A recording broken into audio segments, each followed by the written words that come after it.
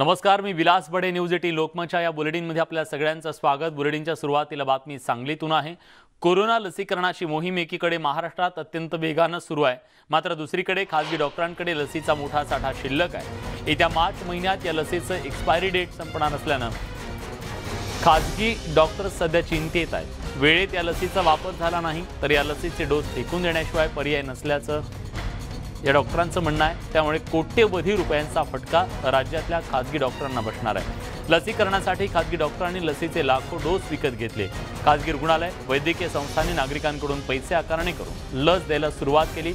मात्र खासगी रुग्णालय, वैद्यकीय संस्थांच्या समोर आता शिल्लक राहणारे डोस चिंतेची बाब बनली आहे.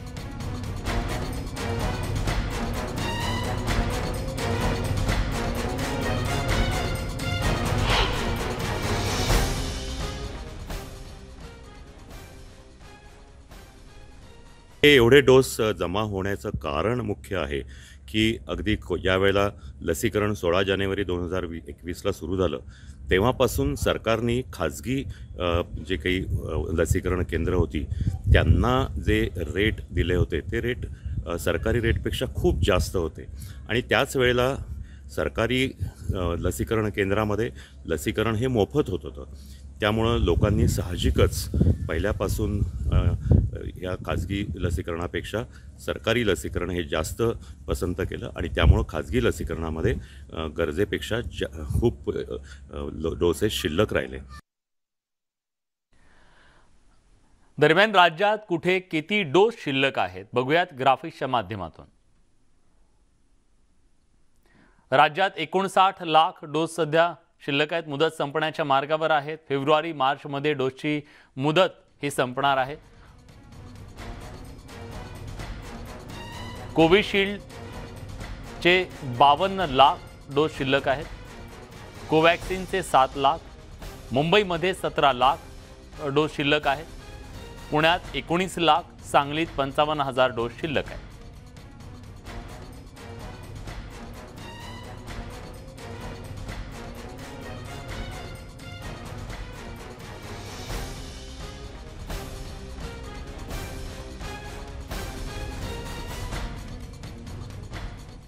सांगलीतील एका डॉक्टरकडे जवळपास 650 रुपये इतके एका वाईलची किंमत आहे, ज्यामध्ये 10 डोस असतात. सुरुवातीला खासगी रुग्णालयांच्या माध्यमातून लसीकरणाला प्रतिसाद मिळाला, मात्र मोठ्या प्रमाणात सार्वजनिक स्वरूपात लसीकरण मोहीम राज्य सरकारनं हाती घेतल्यानंतर खासगी रुग्णालयातून लस विकत घेण्याऐवजी सरकारच्या माध्यमातून मोफत लसीकरण करण्याकडे लोकांचा ओढा वाढला.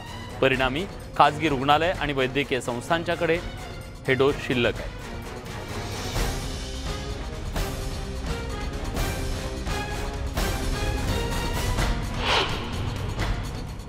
पुणे जिल्ह्यामध्ये 19 लाख, मुंबई जिल्ह्यामध्ये 17 लाख आणि एकूण कोविशिल्डचे 52 लाख डोस आणि कोवॅक्सिनचे 7 लाख असे एकूण 60 लाख कोविड वॅक्सिन्स आत्ता खाजगी हॉस्पिटलमध्ये त्यांच्या सेंटरला शिल्लक आहेत. आणि सर्वात महत्त्वाची गोष्ट म्हणजे हे वॅक्सिन्स ह्या फेब्रुवारी आणि मार्चमध्ये ह्याची एक्सपायरी होत्या, हे संपणार आहेत.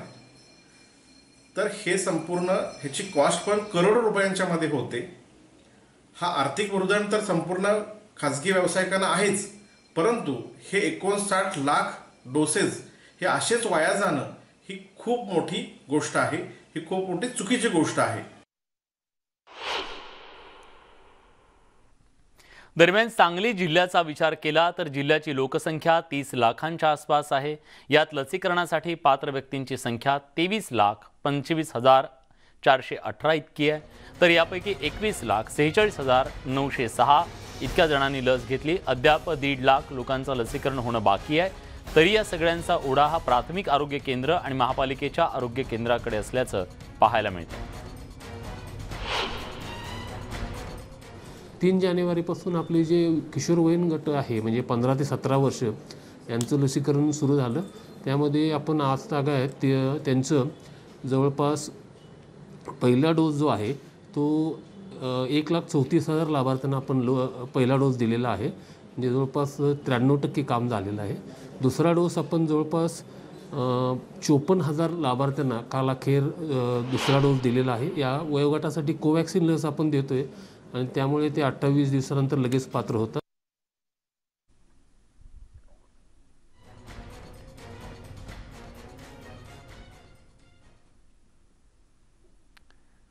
तर या राहिलेल्या लसीच्या डोसचं नेमकं काय करायचं हा प्रश्न आज सर्व खाजगी डॉक्टरांच्या समोर उभा राहिलेला आहे. राज्यातल्या अनेक शहरांमधली ही स्थिती आहे की त्यांनी जे डोस आणले, खरं तर आपल्याला कल्पना आहे की तिसरी लाट आली कोरोनाच्या तिसऱ्या लाटेच्या मध्ये लसीकरणाकडे ओढा वाढलेला होता आणि डॉक्टरांनाही वाटलं की आता लसीकरण पुन्हा वाढेल. पण तिसरी लाट ही नियंत्रणात आल्यानंतर लोकांनी पुन्हा त्याच्याकडे पाठ फिरवायला सुरुवात केली आणि त्यामुळे हे डोस शिल्लक राहिले. दरम्यान राज्याचे आरोग्यमंत्री राजेश टोपे यांनी शिल्लक लसीबाबत सूचक वक्तव्य केले. राज्यातल्या मोठमोठ्या कंपन्यांनी या वैद्यकीय संस्थांच्याकडून लसी घेऊन त्या सार्वजनिक स्वरूपात देण्याचा कार्यक्रम राबवावा. तसंच यापुढे जाऊन आपण केंद्र सरकारला शिल्लक लसी घेऊन नव्या लसी देण्याबाबतची मागणी करू असंही ते म्हणाले. त्या सगळ्या CSR ॲक्टिव्हिटीजच्या कंपनीच्या लोकांनी या लसी खरेदी करून एक्सपायरीच्या अगोदर लवकरात लवकर उर्वरित जे राहिलेत सेकंड डोस किंवा फर्स्ट डोस त्यांना देण्याच्या दृष्टिकोनातून कार्यवाही करावी. आरोग्य विभाग त्यामध्ये पूर्णतः मदत करायला तयार आहे. किंवा अशाही परिस्थितीत जर काही झालं की बाबा त्यांची लस अगोदर वापरावी आणि ज्या काही लॉंग एक्सपायरीच्या लस आहेत त्या त्यांना पुन्हा वापस द्याव्यात, अशा पद्धतीने एक नॅशनल लॉस जर थांबवता येऊ शकत असेल तर मी केंद्रीय मंत्र्यांना सुद्धा याबाबतची विनंती करेल. या सगळ्याबद्दल अधिक तपशीलवार बोलण्यासाठी टास्क फोर्सचे सदस्य उदय कुलकर्णी सर आपल्यासोबत जोडले गेलेले आहेत. उदय सर, प्रश्न हा आहे की आता या लाखो डोसचं नेमकं काय करायचं, काय पर्याय? काही तांत्रिक कारणामुळे त्यांच्याशी आपला संपर्क होऊ शकत नाहीये, पण आपल्यासोबत काही वेळातच टास्क फोर्सचे सदस्य उदय कुलकर्णी सर जोडले जातील. पण राज्यातल्या या शिल्लक असलेल्या किंवा एक्सपायरी डेटच्या उंबरठ्यावर असलेल्या या डोसचं नेमकं काय करायचं हा प्रश्न सर्व खाजगी डॉक्टर्सना पडलेला आहे. कोरोनाच्या तिसऱ्या लाटेमध्ये सगळे चिंता व्यक्त करत होते, कारण ज्यांनी कोरोनाचे दुसरा डोस घेतला नाही किंवा कोरोनाचा डोसच घेतला नाही कुठला, त्यांनी हे लसीकरण पूर्ण करून घ्यावं याच्याबद्दलची जनजागृती केली गेली. डॉक्टरांनाही असं वाटलं की लसीकरण होईल आणि म्हणून त्यांनी मोठ्या प्रमाणात या डोसेस मागवून घेतल्या, त्याचा साठा केला, शिल्लक ठेवल्यात लोकांच्यासाठी. पण कोरोनाची तिसरी लाट ही खूप कमी काळात नियंत्रित झाली, त्यामुळे लोकांनी सुद्धा आता हा डोस घेण्याच्याकडे पाठ फिरवलेली दिसते आणि या सगळ्यामुळे ही परिस्थिती निर्माण झाली आहे. उदय जाधव आपले प्रतिनिधी आता आपल्यासोबत आहेत. उदय, हा प्रश्न सोडवण्याच्यासाठी नेमकी काय पावलं उचलली जात आहेत?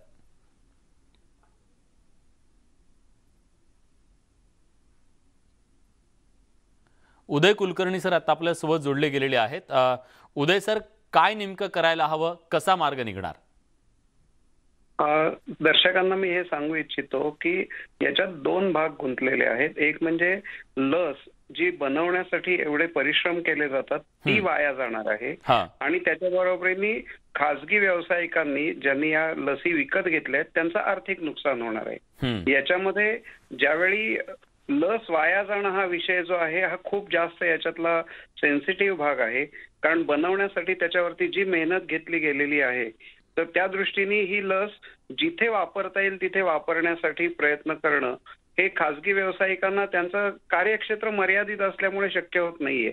पण हीच लस जर समजा राज्य सरकार किंवा केंद्र सरकारने परत मागवून घेतली आणि जिथे जिथे लसीकरण करण्याची आवश्यकता आहे त्या ठिकाणी सर्व ठिकाणी आज लसीकरण करण्यासाठी आपले आरोग्य कर्मचारी घरोघरी जाऊन त्या ठिकाणी त्यांचं एका पद्धतीने प्रबोधन करणं चालू आहे. तर अशा ठिकाणी जर समजा लस वापरली गेली तर मला वाटतं की याच्यामध्ये लस वाया जाणं हा भाग त्याच्यातला थांबवता येईल आणि कदाचित खासगी व्यावसायिकांनी ज्यांनी आता पैसा गुंतवलेला आहे त्यांना काही प्रमाणात त्या ठिकाणी आपल्याला रिलीफ देता येईल की नाही बाबा तुमची वापरली गेली लस तर तुम्हाला मी हे पैसे जे आहेत हे तुम्हाला परत करू, पण नाहीतर मग ते आर्थिक नुकसान त्यांना सहन करावं लागणार आहे. कारण याच्यामध्ये सगळ्यात महत्वाची गोष्ट म्हणजे त्यांचं कार्यक्षेत्र मर्यादित असल्यामुळे त्यांना त्या कार्यक्षेत्राच्या बाहेर जाऊन ती लस वापरता येत नाही. दुसरी गोष्ट म्हणजे लस ही ठराविक टेम्परेचरला, ठराविक तापमानाच्या खालती स्टोअर करावी लागते. त्यामुळे तिचा वापर ज्या दिवशी वापरायला घेतली त्या दिवशी संध्याकाळच्या आत 4 ते 6 तासाच्या आत करणं बंधनकारक असल्यामुळे कोल्ड स्टोरेज चेन मेंटेन करून हे सगळं करणं हे राज्य सरकार किंवा केंद्र सरकार सारख्या यंत्रणेच्या थ्रू होऊ शकतं. तर त्यांनीच जर याच्यात थोडंसं लक्ष दिलं आणि हस्तक्षेप केला तर वाया जाणारी लस थांबवता येईल. आर्थिक नुकसान हा भाग जो आहे हा कसा त्यांना त्यानंतर रिलीफ द्यायचा हे सरकारने ठरवावं लागणार आहे. ठीक आहे, धन्यवाद सर, तुम्ही न्यूज 18 लोकमतशी बोललात त्याबद्दल.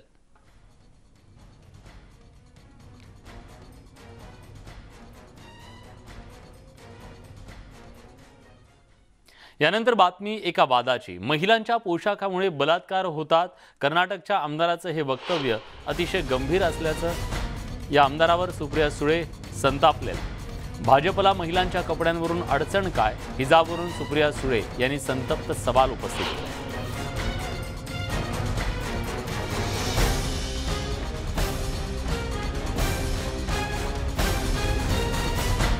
कर्नाटकमधल्या हिजाबच्या मुद्द्यावरून सध्या राजकारण पेटलेलं असताना या सगळ्या विषयाचे पडसाद, वादाचे पडसाद हे महाराष्ट्रासह देशभरातल्या अनेक राज्यांमध्ये उमटत असताना सुप्रिया सुळे यांनी ही भूमिका घेतली.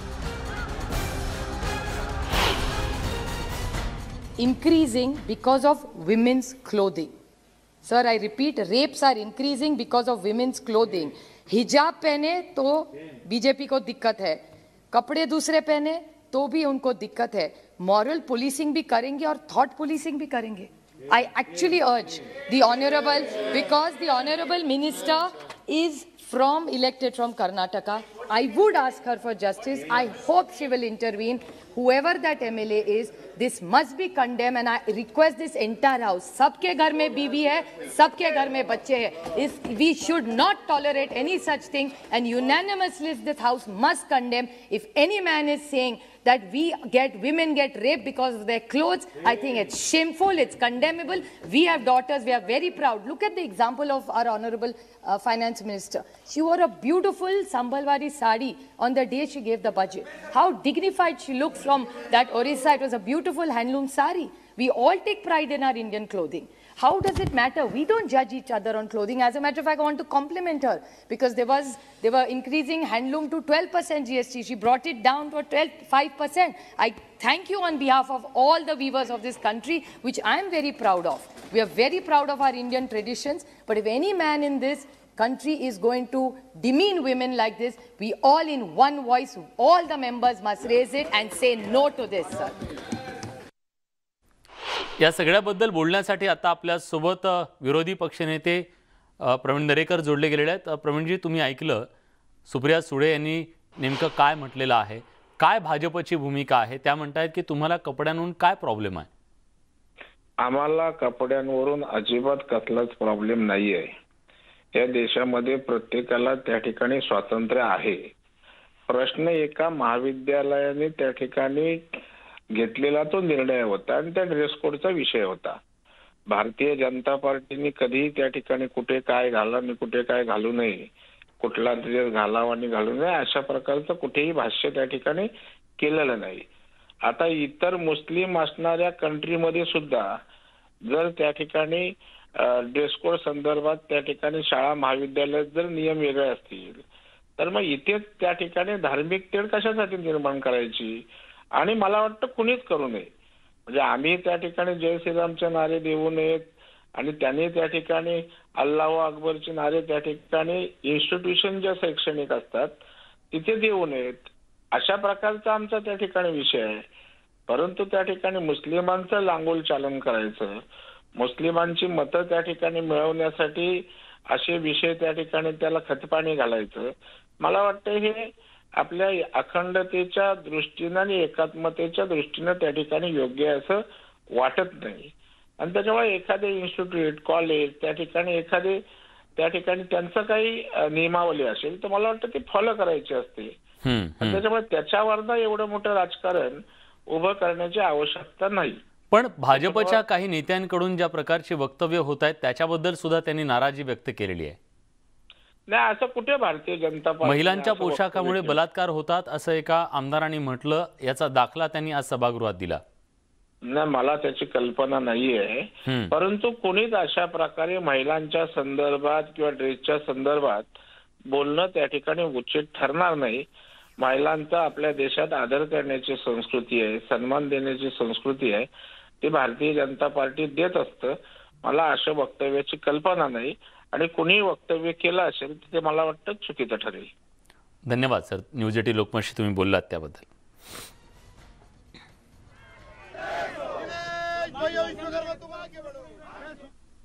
हिंगणघाट जळीतकांड प्रकरणी दोषी विकेश नगराळेला थोड्याच वेळात शिक्षा सुनावली जाणार आहे. संध्याकाळी 5 वाजता दोषीला शिक्षा सुनावली जाईल. या प्रकरणी विकेश नगराळेला काल दोषी ठरवण्यात आलं. त्यानंतर आज शिक्षेबाबत दोन्ही बाजूंकडून युक्तिवाद केला. अशा प्रकरणामध्ये आधी न्यायालयानं फाशीची शिक्षा सुनावल्याचा दाखला देत दोषीला फाशीची शिक्षा देण्यात यावी अशी मागणी विशेष सरकारी वकील उज्ज्वल निकम यांनी केली आहे, तर आरोपीच्या वकिलांनी कमीत कमी शिक्षा देण्याची मागणी केली आहे.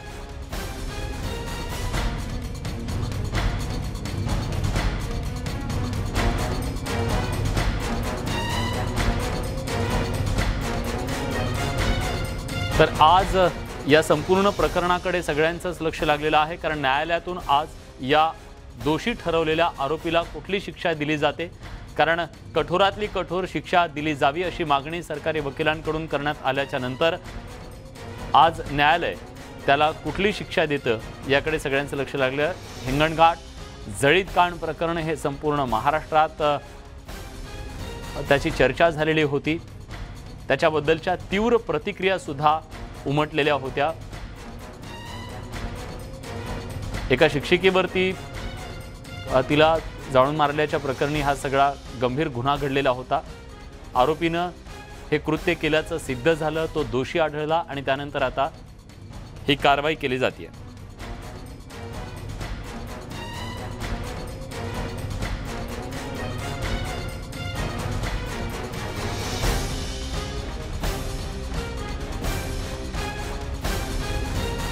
नरेंद्र मते आपले प्रतिनिधी आता आपल्यासोबत आहेत. नरेंद्र, न्यायालयाची ही सुनावणी कधी सुरू होणार आहे? आता न्यायालय काय सुरू आहे?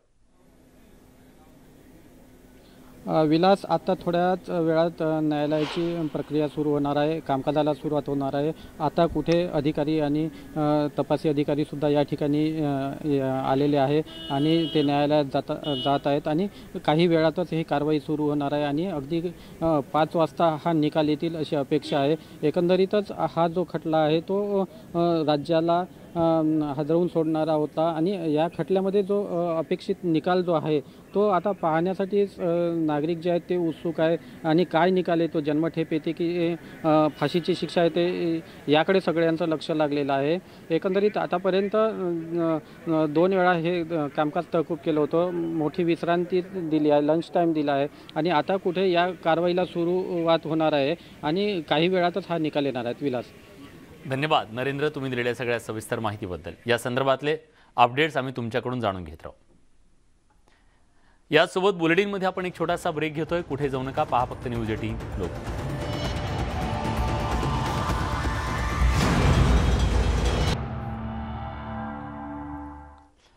ब्रेक नंतर तुमचं पुन्हा एकदा स्वागत. बघूयात यानंतर बातमी आहे ती म्हणजे करवाढीच्या संदर्भातली.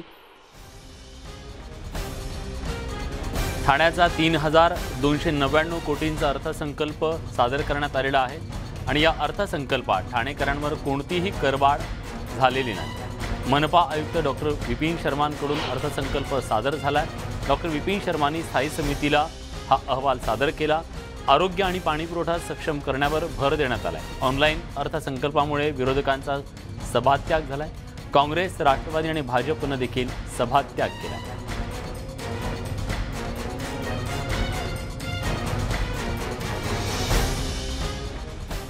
या सगळ्या घडामोडींसोबत बुलेटिनमध्ये आपण इथेच थांबतोय. ताज्या घडामोडींसाठी बघत रहा न्यूज 18 लोकमत.